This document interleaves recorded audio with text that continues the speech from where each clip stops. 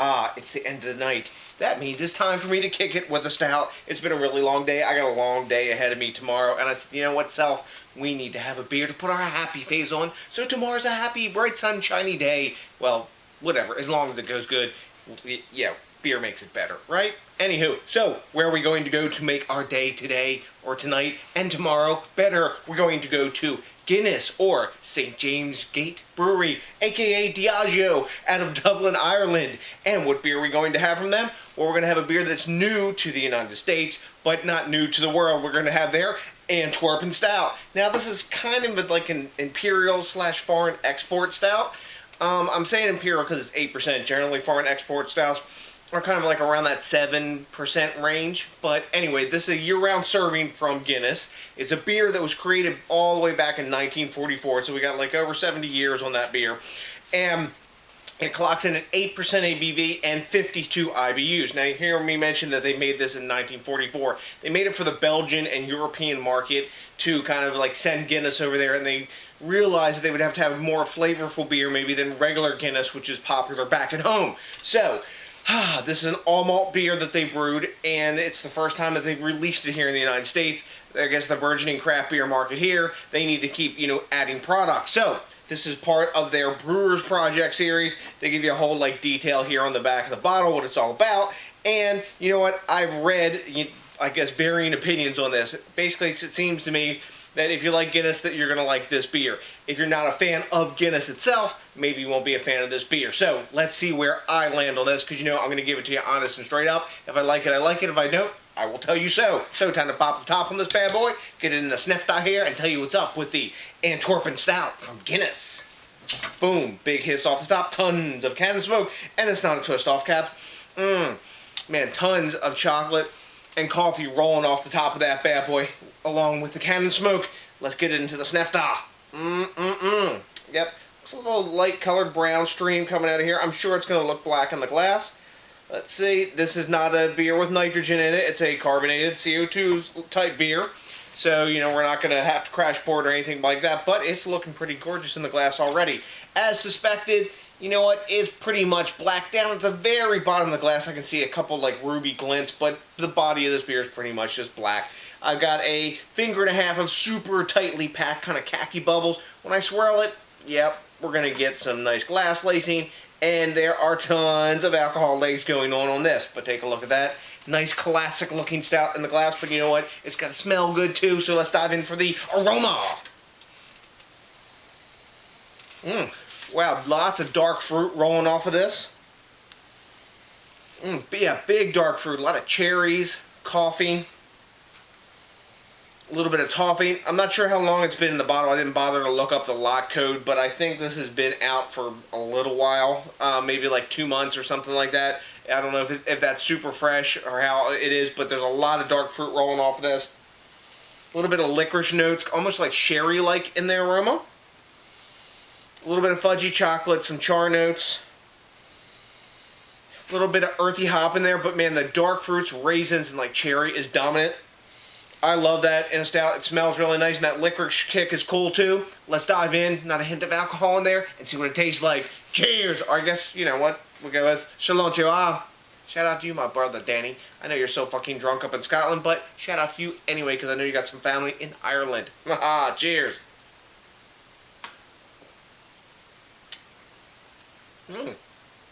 That dark fruit translates right away in the taste. It's a thinner bodied stout. There does have a creamy mouthfeel. The carbonation that's in it is more active than it would appear from here. We've got excellent glass lacing like I thought. And as it opens up, along with the flavor, that little sniff I just took there, that licorice note actually comes through in the taste. It's kind of cool. It's kind of like real black licorice root sort of thing. It's got a earthy bitterness in the back end. Up front, you're getting those dark fruits, that cherries, the raisins.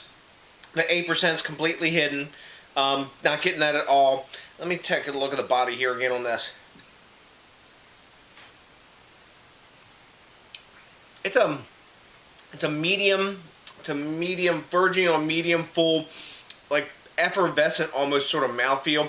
It's pillowy and thick, creamy kind of mouthfeel. from the carbonation, but super easy to drink. I don't know if I'm going to say it tastes exactly like a Guinness, because when you drink a Guinness, you get those lager notes and everything in that. This isn't that beer, but I think it has a lot of nice flavor to it. It's not overly complex for like a stout. I'm kind of weighing really between foreign export. I'm trying to remember when I drank foreign export if it was the same body thickness, and I think this is a heavier beer than Guinness foreign export is. In the body, in the thickness, that was a medium beer from what I remember. I've drank that several times, but excuse me. Drink's nice, super smooth. It's got some nice, like I said, it's got chocolate, raisin, toffee, a lot of dark fruit and cherry in it. That's the premier flavor. Then you're getting that licorice note, earthy hop, and some bitterness. It's basically a straightforward kind of stout. It kind of reminds me a little bit, in some ways, of Dark Truth from Boulevard. Some of the dark char notes and the licoricey notes that I got in that beer remind me of this, and maybe they brewed it as such. Maybe this is sort of like a Belgian Imperial kind of stout. Let me get another taste here. I like it. It's a really tasty beer. It's not a mind blower, but it's for this 6-pack, which cost me $7.99 at Total Wine with the coupon. That's really not bad for a 6-pack of 8%, and it has a really, I just dig in the flavor. Anyway, I'm waffling on. I'm starting to repeat myself because that's kind of what I do. I get a little like senile while I'm drinking beer, saying, "Damn, I like that." Oh, did I say that already? Maybe not. Oh, I'm digressing. That's what I do as well. So let's grade this bad boy. Rate Beer gives it a 96, really high A. All right. Beer Advocate's giving this a 93, A-, and Untapped is giving this 3.73 caps, which is also kind of like in that A- range, and I think I'm going to go like 94 on this, high A- as well. I think it's really tasty. You know what, it's not going to be for everybody. If you don't like Guinness and the flavors that Guinness brings in their beers, if you don't like their foreign export stout, which is this kind of like that roasty kind of character, you're not going to like this beer. I taste potential in this that it'll sell her. The dark fruits, if they're that big now, as the earthy hops and stuff kind of like fade off, I think they'll become bigger. I'm looking forward. I'm going to review these, as time goes by. I'll probably post it, maybe if I remember. I'll post at least one of them. But man, really tasty beer. I dig it. So, have you had Guinness or Diageo, St. James Gate Brewery, whatever the hell you want to call it, foreign export stout? If you have, let me know what you know, because I like the quid pro quo and the back and forth. I also really like it when you think locally, drink locally, and support the craft beer movement. I'm getting it done today. Are you doing your part? Let's keep this thing growing. So even companies like Guinness, one of the macro brewers, will send out more beers that they send into Europe and trying to capture some more of the market, whatever they're doing. You know what? It ain't going to be an easy haul for them here in the United States, because there's a lot better stouts than this in the Imperial Stout or foreign export stout range, whatever you want to call it.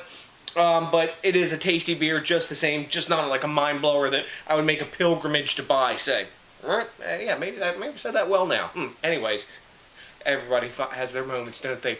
So, to the next DJs BrewTube, thanks again to each and every one of you for watching. Please remember to rate, comment, subscribe, and, oh yeah, smash that like button, because that, along with just one bottle of Guinness Antwerpen Stout, puts my happy face on. So, to the next DJs BrewTube, I got nothing but a bunch of Antwerpen Stout, a.k.a. special export stout when they send it to Europe. Drinking love for you. And you know what's coming? Hell yes, a big ass pizza!